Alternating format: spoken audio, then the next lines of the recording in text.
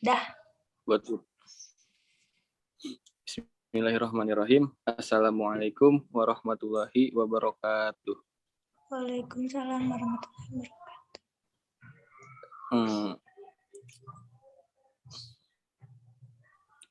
Saya Ahmad Muhim dari kelompok 9 dengan teman untuk membahas pengantar hak opsi yaitu Sucita Aulia Zahroh. Untuk pembahasan materi akan disampaikan oleh kami berdua. Jadi tolong disimak dengan baik. Ya, cukup sekian. Langsung Git. Baik, langsung saja. Saya akan memaparkan materi yang pertama itu pengertian hak opsi. Hak opsi dalam bahasa Belanda dikenal dengan istilah optrecht atau recht van optie, diartikan sebagai hak untuk memilih secara bebas untuk yang disenangi untuk membeli sesuatu atau untuk memperpanjang kontrak sewa.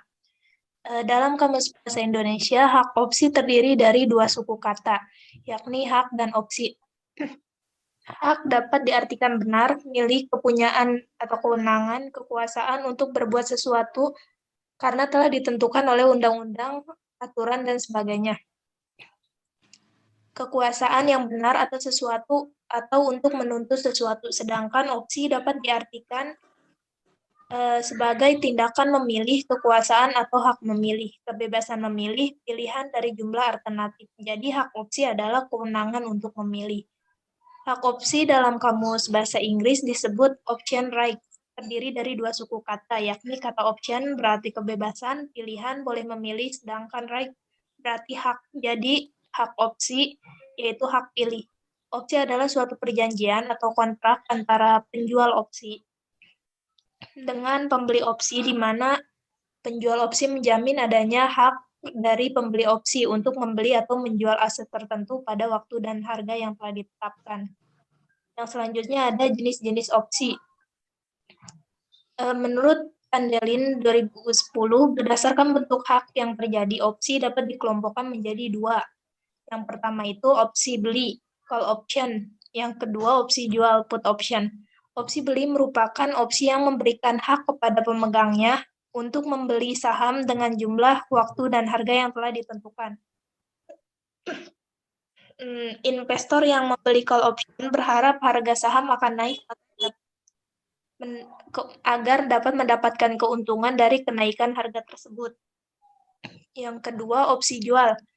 Opsi jual merupakan opsi yang memberikan hak kepada pemegangnya untuk menjual saham dalam jumlah, waktu, dan harga yang telah ditentukan. Investor yang membeli put option berharap harga saham turun atau berada di bawah harga-harga yang telah disepakati di kontrak opsi.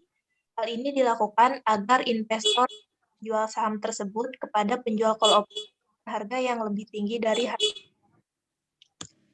Yang selanjutnya ada paritas opsi jual opsi beli. Put call parity dikembangkan oleh Hans Paul pada tahun 1969. Paritas put call didefinisikan sebagai suatu hubungan antara harga opsi jual dan opsi beli. Hubungan tersebut meliputi menghitung perbedaan harga beli dan jual, serta investor dapat menghitung harga beli bila tahu harga jual.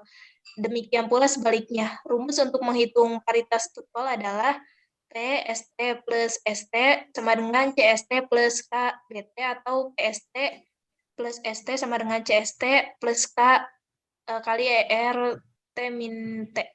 Di situ keterangannya sudah ada, tinggal dibaca saja. Yang selanjutnya ada menilai call option atau opsi membeli.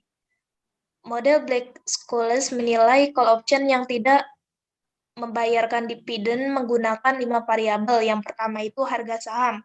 Harga opsi akan berubah jika harga saham yang dijadikan patokan juga berubah. Yang kedua, strike price, yaitu sebuah opsi besarnya akan tetap selama umur opsi tersebut. Yang ketiga, expression data, yaitu setelah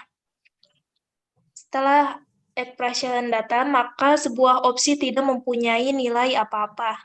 Yang selanjutnya ada tingkat bunga, dan yang terakhir ada volatilitas harga saham. Jika semua faktor lain dianggap tetap, semakin besar volatilitas harga saham yang diharapkan, maka harga opsi juga semakin tinggi. Yang selanjutnya ada pengertian OPM. OPM itu operating profit margin, merupakan rasio yang membandingkan laba operasi sebelum bunga dan pajak yang dihasilkan setiap rupiah penjualan. Rasio ini menunjukkan kemungkinan terjadinya pemborosan dalam kegiatan operasi perusahaan. Rumus OPM sudah ada di situ, tinggal dilihat saja. Yang selanjutnya akan dibahas oleh Ahmad Muhim. Ya, oke.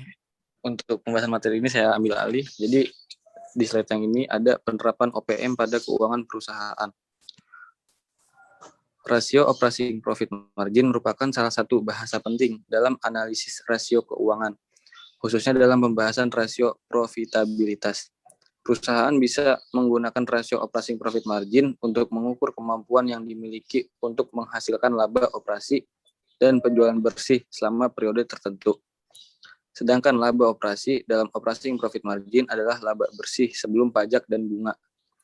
Rasio profitabilitas adalah salah satu cara untuk menilai secara tepat atas tingkat pengembalian yang akan didapat dari kegiatan investasi perusahaan. Rasio profitabilitas berguna untuk mengetahui kondisi perusahaan dalam periode tertentu untuk menghasilkan laba. Jika kondisi perusahaan yang ditinjau dari tingkatan profitabilitas dikategorikan menguntungkan dan menjanjikan laba, maka akan mudah untuk menarik banyak investor dan harga saham akan terdorong menjadi lebih tinggi. Lalu ada bukti empiris OPM. Dari hasil pengujian hipotesis 2 telah menunjukkan bahwa OPM adalah tidak berpengaruh signifikan terhadap harga saham. OPM mengindikasikan kemampuan perusahaan untuk memperoleh laba operasi dari aktivitas penjualan yang dilakukan semakin tinggi nilai OPM.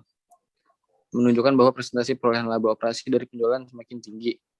Rasio ini menggambarkan jumlah yang benar-benar diperoleh dari hasil operasi perusahaan dengan mengabaikan kewajiban finansial berupa bunga serta kewajiban terhadap pemerintah berupa pembayaran pajak.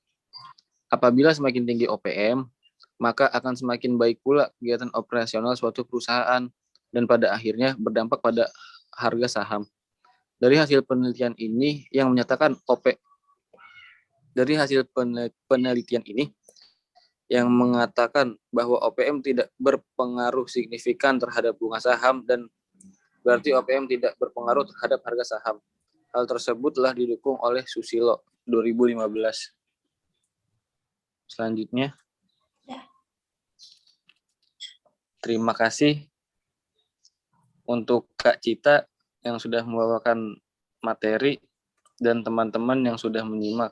Jika ada sesuatu yang kurang atau dijanggalkan, bisa dipertanyakan ke kami berdua. Cukup sekian, terima kasih. Assalamualaikum warahmatullahi wabarakatuh. Waalaikumsalam.